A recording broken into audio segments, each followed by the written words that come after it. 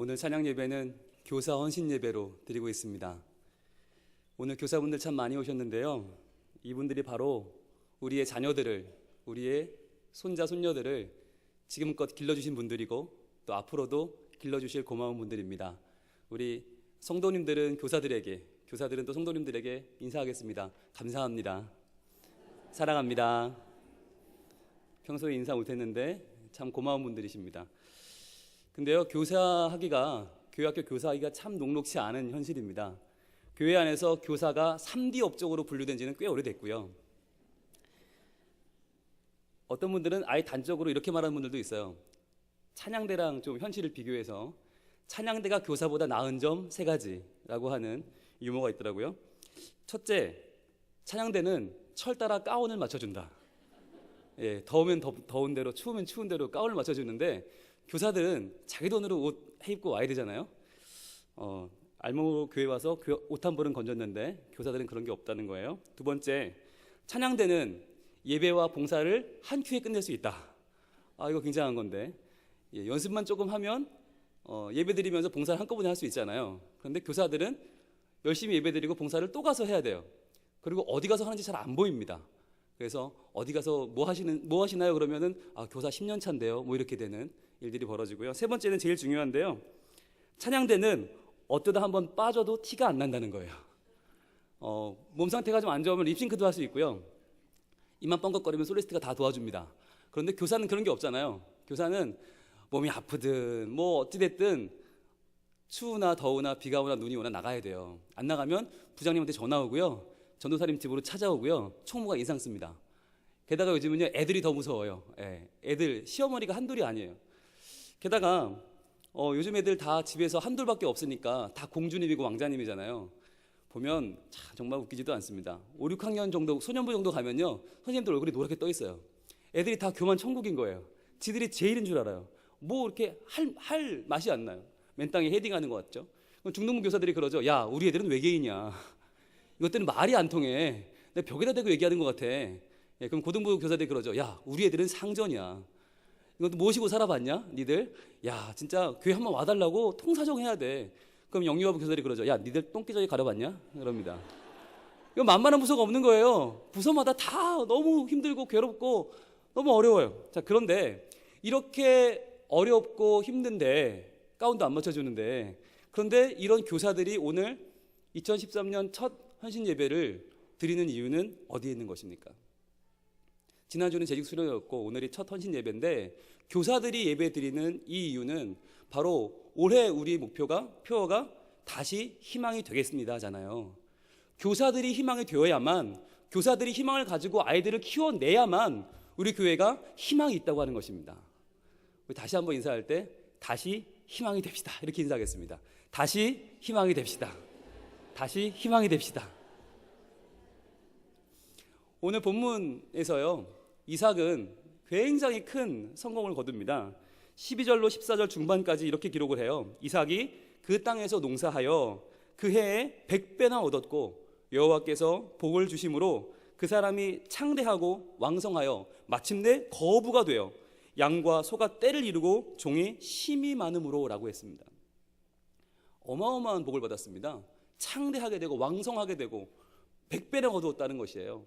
이것을 보면 마치 우리 교회가 이 인류 역사에, 그리고 우리 한국 역사에 얼마나 많은 일을 하고 부흥하며 성장해 왔는가를 마치 보여주는 것과도 같습니다. 그렇잖아요. 사회에서 아직 교육이라는 데 눈을 뜨기 전에 먼저 교육을 시작하는 것이 교회였어요. 교회가 학교가 생기기 전에 주일학교를 먼저 만들었고 하나님 말씀을 가르치기 시작했고 기도를 가르치기 시작했습니다. 여러분, 세계적으로 유명한 하버드, 예일 다 처음에는 말씀 가르치는 신학교로 출발했잖아요. 우리나라의 첫 학교들, 이화학당, 배재학당, 연희전문학교 다 선교사들이 말씀 가르치며 시작했던 학교였습니다. 게다가 우리 노회가 지금 지원하고 있는 대광고등학교, 얼마나 훌륭한 미션스쿨입니까? 하나님의 말씀을 먹이며 가르쳤더니 지금 수많은 목사님들이 배출되고 이 시대를 이끌어가는 리더들이 나오잖아요. 그러고 보면요, 지금까지 유명한 성악가, 유명한 오페라 가수 다 교회에서 노래 부르던 애들이에요. 교회에서 노래하던 애들이 지금 다 성악가 하고 있고요, 가수하고 있고요. 교회에서 성극 막 대본 짜고 하던 애들이 지금 배우가 되어 있고 탤런트가 되어 있고 개그맨이 되어 있어요. 교회가 이 시대를 이끌어 나가는 수많은 사람들을 배출했어요. 게다가 교회 다니는 애들이란 말은 어떤 의미였습니까? 착한 애들, 성실한 애들, 올바른 애들, 적어도 사람 눈치 보지 않고 하나님 눈치 보는 아이들. 그래서요, 교회 안에서 아이들이 자라서 판사가 되기도 하고 의사가 되기도 하고 검사, 수많은 교사들이, 교수들이 배출되지 않았습니까? 이것이 바로 교회가 이 땅에 베푼 수많은 영향력이었고 수많은 거두어들인 하나님의 축복인 줄 믿습니다. 자, 그런데 이렇게 귀한 일을 했는데 중요한 건 그 주변 사람들의 반응입니다. 자, 14절 하반절부터 16절까지 말씀인데요. 블레셋 사람이, 자, 거기 살던 사람들이죠. 블레셋 사람이 그를 시기하여 그 아버지 아브라함 때에 그 아버지의 종들이 판 모든 우물을 막고 흙으로 메웠더라. 아비멜렉이 이삭에게 이르되 내가 우리보다 크게 강성한즉 우리를 떠나라 라고 말하는 것입니다. 자, 이삭이 그만큼 큰 복을 받은 원인이 어디 있었냐면 지금 사막이잖아요. 광야잖아요. 여기서 중요한 것은 목축을 할 때 우물인데 이 우물을 누가 팠냐면 아버지인 아브라함 때 팠다는 거예요. 즉 우리 교회가 지금 이렇게 성장하고 부흥한 모든 것들은 실은 우리 아버지 때, 선조 때의 믿음의 유산들, 일제시대를 거쳐오면서 6.25를 거치면서 목숨을 걸고 순교의 자세로 믿음을 지켜냈던 우리 선조들의 그 기도와 눈물 어린 신앙의 결과라고 하는 것입니다. 그런데 그것을 어떻게 해요? 다 메워버리는 거예요. 그 신앙의 유산들을 다 흙으로 메워버리고 다 막아버리고 이제는 됐다 떠나라고 하는 것이에요. 세상이 지금 우리 기독교에게, 기독교 교육에게 이렇게 말합니다. 야, 지금까지 너희가 수고한 거 다 알겠어. 너희들이 우리나라 독립운동 했던 거 알고 있겠고 근대화한 거 다 알고 있겠지만 이제는 됐다. 그거 다 메워버리고 이제는 떠나라는 것이에요. 이제는 우리가 영어 공부, 수학 공부 시킬 거고 이제는 대학 보내는 공부 시킬 테니까 이제는 기독교 학교들도 성경 같은 거 가르치지 말라는 거예요. 어머, 보이지도 않는 하나님을 왜 가르치고 있냐? 창조론? 야, 그게 무슨, 그거 가르치지 말라는 거예요. 그러면서 점점점 세상은 우리 기독교 신앙에 무슨 흙을 붓습니까? 성적 제일주의. 아이들이요, 성적에 너무너무 목을 메고 살아요. 부모들도 마찬가지고요. 애들이 물어보면 다 그래요. 너 꿈이 뭐니? 성적 올라가는 거예요. 그런데 그럼 성적 올라가서 뭐 될 건데? 그건 모르겠어요. 되고 싶은 게 없어요. 꿈이 없는데 성적만 올라가고 싶은 거예요. 그러니까 애들이 어떻게 되겠어요? 교회를 다닌다고 하는 것은 무엇입니까? 하나님의 사람으로의 정체성을 알게 하는 겁니다. 내가 나 하나 잘 먹고 잘 살자고 사는 것이 아니라 하나님의 사람으로 세상을 온전히 변화시키는 다시 희망이 되겠다고 하는 비전을 줘야 되는데 그거 없이 세상은요 계속 영어 공부, 수학 공부만 가르치면서 이제 교회는 손 떼라고 하는 것입니다. 여러분, 놀토라는 게 생겼잖아요. 근데 되게 웃긴 거 아세요? 놀토가 생기고 아이들은 더 못 놀고 있습니다. 놀토 전문 학원이 생겼습니다. 주말 학원이 생겼습니다. 거기 아이들이 미어 터집니다. 놀토에 아이들이 모여서 수행평가 준비하고 있습니다. 아이들이 전혀 쉬지를 못하고요. 계속 매어 달리는 거예요. 그런데 거기 가보면요. 교회 재직 자녀들이 굉장히 많아요. 재직들부터가 교사들이 전화하면 그럽니다. 선생님, 제발 전화하지 마세요. 우리 아이 이제 고등부인데, 고등학생인데 지금까지 중학교까지 많이 잘했으니까 이제 한 3년만 교회 쉴게요. 그런 분들이 계십니다. 여러분, 쉴 게 따로 이제 교회를 쉽니까? 예배를 쉽니까? 근데 여러분 보세요. 고등부 때 그 가장 힘들 때 제일 잠 못 자고 제일 치열하게 살아가는 그때에 하나님 없이 살았던 애들이 어찌어찌 대학을 간다고 한들 그 아이들이 대학 간다고 돌아오겠습니까? 가장 어려울 때, 가장 힘들 때 하나님은 나한테 해준 게 없어요. 근데 그 아이들이 왜 돌아오겠어요? 그런데 그 고등부 때 가장 힘들고 어려울 때 하나님을 붙들었던 아이들은, 하나님께 간절히 기도하고 하나님의 도우심으로 대학을 간 아이들은 그때부터 더 헌신하고 더 예배자가 되고 더 하나님의 사람이 되더라는 것입니다. 마치 여기 계신 여러분들처럼 말입니다. 제일 어려울 때 나를 도와준 하나님은 어떻게 외면하겠습니까? 어떻게 그분을 놓겠습니까? 평생에 걸쳐서 어떤 어려움에도 그분을 놓지 않는 아이들이 되는 것, 바로 신앙의 우물을 다시 한번 파는 것입니다. 그런데요, 또 세상은 무슨 흙을 부었냐면 물질주의라는 흙을 또 붓습니다. 야, 교회 교육 너희 필요 없어. 물질주의를 부어요. 이런 얘기 하잖아요. 야, 교회 가면 밥이 나오냐, 국이 나오냐? 야, 교회 가면 돈이 나오냐, 뭐가 나오냐? 이 말 자체는요, 굉장히 저급한 물질주의예요. 마치 요즘은요, 모든 걸 다 돈으로 계산할 수 있는 것처럼 만들어놨어요. 그래서 야, 일주일간 공부하는데 주일날 교회 가서 예배드리면 그거 계산해봐. 얼마나 손해인지 알아? 차라리 그 시간에 우리 학원에 가서 공부를 하면 성적이 더 올라갈 수 있어. 그러니까 와라고 하는 것이에요.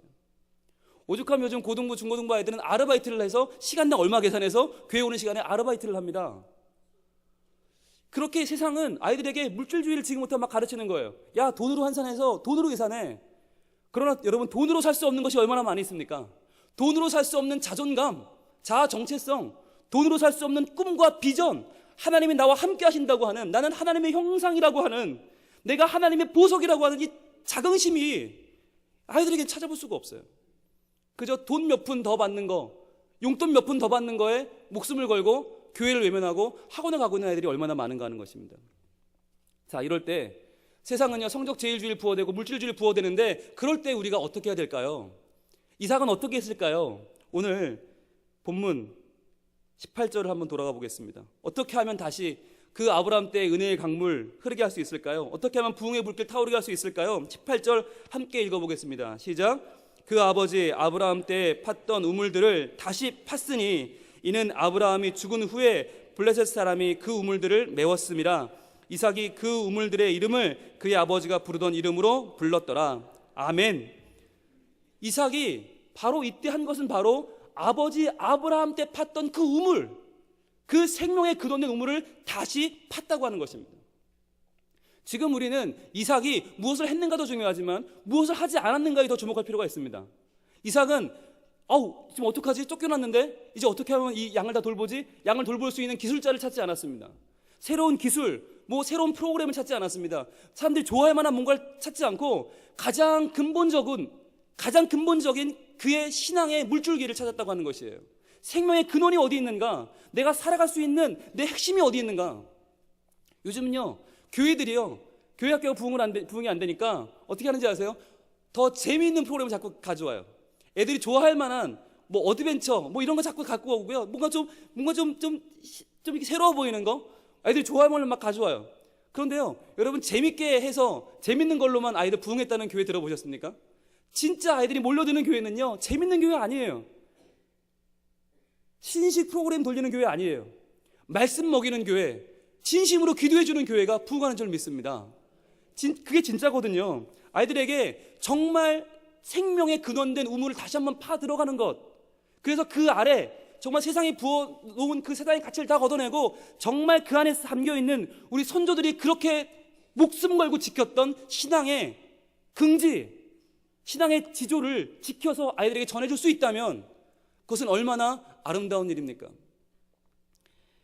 시대라 그런가요? 아이들은 그것부터 질문합니다. 교회 가자 그러면 재밌어요? 그래요. 거기 가면 재밌어요? 정말 시대가 아이들 다 버려놨어요. 모든 것이 흥미 위주가 돼버렸어요. 그래서요, 어떤 분들은 동신교회 교회학교는 참 좋겠다 그러세요. 왜요? 그러면 문구상가가 같이 옆에 있잖아요. 이렇게 준비들 되면 쪼르르 가서 사다가 일을 나눠주면 좋아할 거 아니에요. 그렇게 말하는 분들이 계신데, 여러분 그렇습니까? 우리 동신교회 교회학교의 최고의 주무기가 바로 문구상가입니까? 아니잖아요. 물론 잘 활용하는 건 좋아요. 입지 조건이 좋으니까. 그러나 그것이 우리의 메인은 아닙니다. 우리가 진짜 파야 될 우리의 우물은 무엇입니까? 바로 말씀과 기도. 우리가 은혜 받았던 바로 그거, 우리가 하나님을 만났던 바로 그 우물 다시 한번 파야 되는 것이에요. 여러분, 프로야구 혹시 좋아하세요? 프로야구 보면요, 투수들이 유인구를 던집니다. 유인구라는 게 스트라이크처럼 들어오다가 싹 빠져요. 그러니까 타자들이 잘 속아요. 그런데 이 유인구가 참 쓸모있긴 한데요, 유인구만 가지고는 좋은 투수가 될 수 없어요. 에이스가 되려면 유인구 말고 결정구가 있어야 돼요. 결정구, 나만의 결정구. 투아웃, 9회 말 투아웃, 투스트라이크, 쓰리볼, 주자 말루 상황에서 정말 던질 수 있는 마지막 공, 그게 있어야 된다는 거죠. 오승환이라고 하는 선수가 돌직구를 던집니다. 류현진의 체인지업, 김광현의 슬라이드, 정말 그 선수만의 확실한 결정구가 있냐는 것이에요. 여러분, 우리 교사분들 그 결정구가 있습니까? 아이들에게, 정말 갈등하고 방황하는 아이들에게 던질 수 있는 돌직구가 있습니까? 바로 그것이 우리의 결정구가 말씀과 기도가 되어야 하는 줄로 믿습니다. 자, 그러면 말씀을 계속 파면 어떤 일이 벌어집니까? 말씀을 파면 생수가 올라오잖아요. 그러면요, 말씀을 파면 정말 신기한 건 하나님이 믿어집니다. 그 전까지는 말씀을 열심히 안 읽을 때는 하나님을 알았어요. 하나님을 소개받았어요. 그런 분이 있대요. 그런데 말씀의 우물을 계속 파면 팔수록 그 하나님이 믿어져요. 내가 나를 보면 어떻게 이런 사람이 교사가 됐나, 너무 부족하고 모자라다, 연약하다. 그런데요, 성경을 읽으면 그러한 나를 믿어주시는 하나님이 보여요. 게다가 그런 나를 믿어주셔서 보내주신 우리 아이들이 얼마나 소중한 아이들인지가 보여요. 그래서 그 아이들을 포기할 수가 없는 거예요. 그 아이를 위해서 기도하지 않을 수가 없고 말씀을 먹이지 않을 수가 없고 그 아이들을 놓을 수가 없는 것입니다. 여러분, 하나님께서 우리 아이들에게 정말 재능을 많이 주셨습니다. 각각에 맞는 너무나 귀한 재능들을 주셨어요. 그런데 그 재능들을요, 학교는 다 사상시켜버려요. 다 날려버려요, 공중에. 학교에 가면요, 참 훌륭한 아이들이 많이 있습니다. 노래 잘하는 애가 있고요, 요리 잘하는 애가 있고요, 마술 잘하는 애가 있고요, 남을 잘 웃기는 애가 있고요, 따뜻한 애가 있고요, 상상력이 훌륭한 애가 있고요, 꽃과 나무와 막 이야기 대화하는 아이들이 있습니다. 그런 아이들을 학교에서 뭐라고 부르는지 아세요? 공부 못하는 애들이라고 부릅니다. 다 필요 없는 거예요. 무슨 재능이 있든 다 무시해버리고 단 1%의 공부 잘하는 애 외에 99%는 다 공부 못하는 애들이에요. 그런데 그 아이들이 교회 와서까지 주눅 들고 교회 와서까지 성적 스트레스 받으면 되겠습니까? 교회 와서 아이들을 잘 보세요. 아이들이 뭔가를 집중해서 하는 것이 있어요. 어떤 아이들은요, 24시간 떠드는데 전혀 힘든 줄 모르고 떠드는 아이가 있습니다. 그거 재능입니다. 그걸 잘 살려주면 엄청난 재능이 되거든요. 24시간 낙서하는 애들이 있어요. 24시간 피아노 치고 노래하는 애들이 있어요. 그거 다 재능이거든요. 그 재능대로, 하나님이 주신 재능대로 열심히 노력하지 않아도 자연스럽게 되는 그 재능, 남보다 더 즐겁게 잘할 수 있는 그 재능을 발휘할 수 있도록 도와주고 너는 할 수 있다고 말해주고 하나님의 사랑으로 그 아이들을 바르게 인도하는 것이 교육입니다. 뭔가를 자꾸 심어주는 게 아니에요. 이런 건 하지 마, 저런 거 해, 자꾸 심어주는 게 아니라 그 아이들의 재능을 발휘할 수 있도록 도와주는 것. 여러분, 그렇게 훌륭한 아이들, 적어도 우리보다 훨씬 더 잘 될 아이들은요, 그 아이들을 하나님이 맡기셨어요. 누구에게요? 바로 우리들에게요. 그러니까 교사들은 얼마나 복된 사역입니까? 교사는 얼마나 복된 직분입니까? 그 아이들을 우리가 말씀을 통해서 먹이고 살려야 되는 것이죠. 봐봐, 네가 바로 주인공이야. 하나님의 주인공이야. 하나님이 창조하시고 심히 좋았다고 말씀하신 아이가 바로 너야. 예수님이 십자가에 죽으시기까지 넘어지며 쓰러지며 십자가를 지고 가셔서 십자가에 돌아가신 이유가 바로 너 때문이야. 너를 살리기 위해서 예수님 부활하셨어. 너를 이 세상에 빛으로 보내기 위해서 예수님이 부활하시고 너를 위해 죽으셨어 라고 말해줄 수 있다면 그 아이의 인생은 얼마나 아름다워질까요?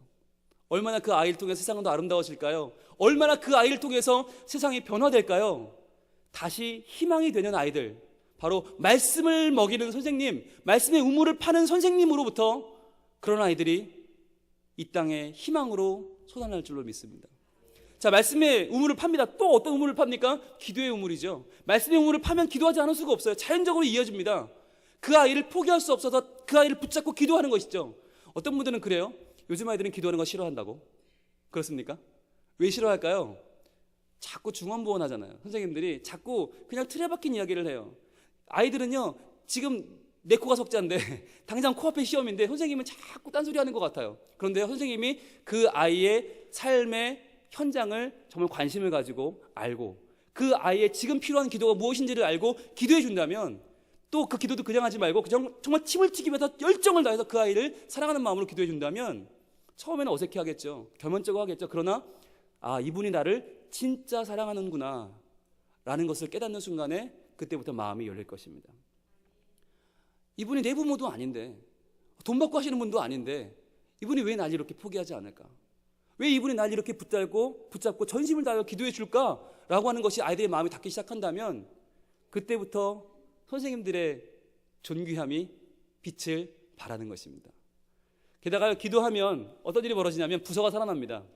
부서마다 목사님이 계시고 전도사님들 계시잖아요. 말씀을 매주 증거합니다. 그런데요, 그 말씀들이 뭐가 같냐면 폭탄과도 같아요.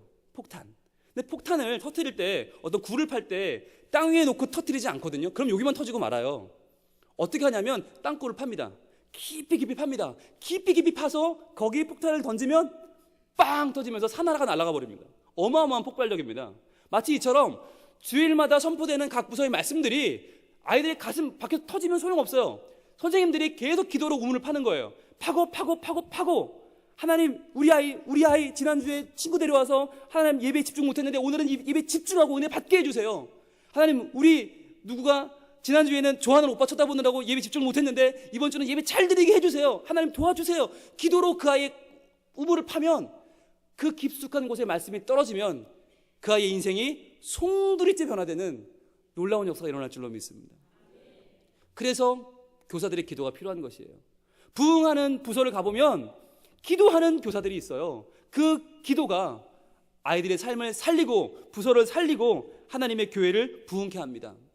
그러면 이런 말씀의 우물, 기도의 우물, 이 근본으로 돌아가는 이 우물 만나는 자리가 어디냐면 바로 오병이어 멘토링이에요. 여러분, 오병이어 멘토링이 뭐냐면 가장 근본적인 거 하는 거예요. 아이들 붙잡고 말씀 전해주고 붙잡고 기도해 주는 거예요. 그런데 세상은요, 한 반에 가면 많으면 요즘 30명, 40명, 적어도 20명이 넘어요. 한 명 한 명 관심을 가질 수가 없어요, 학교에서는. 게다가 1년 하면 끝이야. 근데 교회 학교는 어떻게 해요? 오병이어 멘토링은 10명 미만의 아이들을 붙잡고 전심으로 기도해주고 다음에 데리고 올라가요. 이번에 너무 감사한 게 6학년 선생님들이 중2를 올라가는 아이들을 데리고 갑니다. 사실 이때 많이 떨어져 나가거든요. 그런데 같이 데리고 올라가니까 애들이 적응을 잘하는 거예요. 중3에서 고1 올라갈 때 데리고 올라갑니다. 아이들이 적응이 되는 거예요. 선생님들이 이 아이를 포기하지 않는 거예요. 난 여기 남을게, 넌 가. 이게 아니라 같이 가서 기도해주고, 그러니까 이 아이들이 힘들고 어려울 때 이야기할 선생님이 늘 옆에 있는 거죠. 위기를 만날 때 이 아이를 너무 잘 아는 선생님이 이야기해 줄 수 있는 거예요. 하나님이 너와 함께 하실 거야. 힘을 내. 잘할 수 있어. 기도해 주는 거예요. 그러니까 이 아이들이 교회 오면 항상 자기를 반겨주는 사람이 있어요. 게다가 한 주 내내 나를 위해 기도해 주는 선생님이 있어요. 그러니까 이 아이들이 교회 올 때 신이 나서 막 뛰어오는 것이에요. 여러분, 기도하고 기대하고 기다리면 선생님도 뛰어오게 되고요. 애들이 너무 기대가 되니까, 아, 이번 주 하나님 어떻게 일하실까 막 기대가 되니까 뛰어오게 되고요. 아이들도 나를 위해서 진심으로 기도하는 선생님, 진심으로 나를 위해 말씀을 먹이는 선생님을 발견하면 아이들이 교회 오는 발걸음이 날듯이 그렇게 나비처럼 교회로 아이들이 모여들 줄 믿습니다. 그런 것이 바로 말씀의 기본의 우물을 다시 파는 것이에요. 그런데요, 이 우물이 오병이어 멘토링도 그렇고 말씀과 기도가 쉽지 않습니다. 한 번 팠다고 해서 이게 되질 않더라고요. 오늘 본문 이후에 보면 이삭이 열심히 우물을 파요. 그런데 그거 뺏겨버려요. 블레셋 사람들이 와서 얼씨구 그거 내놔 가져가 버려요. 그래서 이름을 뭐라고 짓냐면 에색, 다툼이라고 지어요. 억울해서 또 팝니다. 또 팠는데 또 가져가 버려요. 분하고 억울해서 이번엔 신나, 대적하는구나 라고 지어요.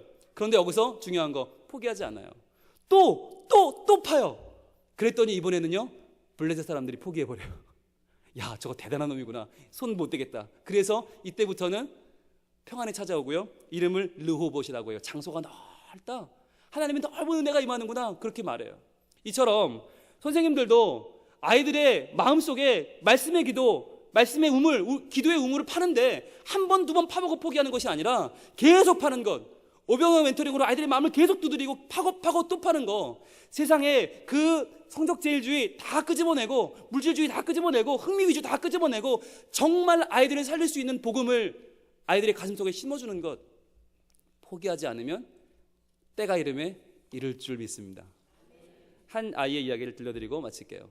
이 아이는요, 고3이 됐는데 진로를 못 정하는 거예요. 뭐가 되고 싶은지, 뭘 해야 되는지 모르겠는 거예요. 그래서 이 아이가 수련회를 가야겠다. 여름 수련회 가서 하나님과 단판을 지어야지 생각했는데, 문제는 학교 보충 수업 기간과 겹치는 겁니다. 딱 겹쳤어요.